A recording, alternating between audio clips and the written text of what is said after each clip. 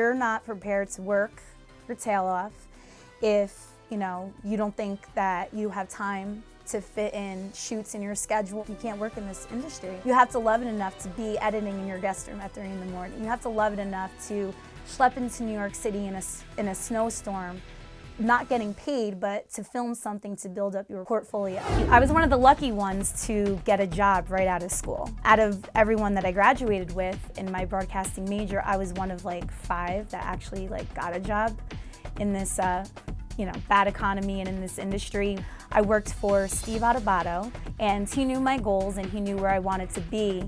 And he said to me, that's great, you can get a sports reporting job in a lower market like in Green Bay and be miserable because you're away from home and all that. Or you can come work for me and you can learn the business side, the marketing side, be on air, be behind the scenes, produce.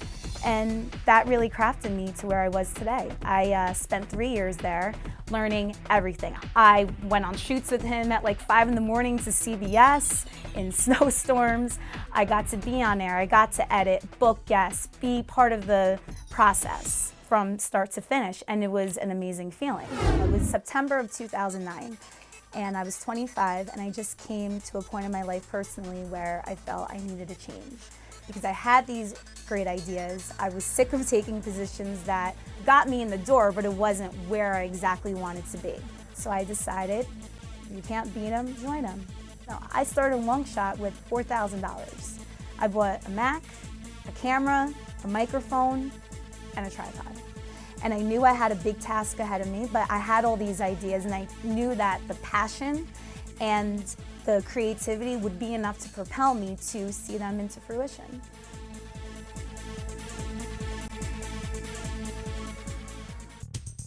Trying to develop reality shows and pitch them and sell them was one of the first big tasks I set out to do with the production company. I developed 2 shows, production companies from California soliciting us, hey, we'd love to work with you on this, to pitch this to networks. And I trusted my show with these strangers from California that supposedly pitched it to TLC and here and there.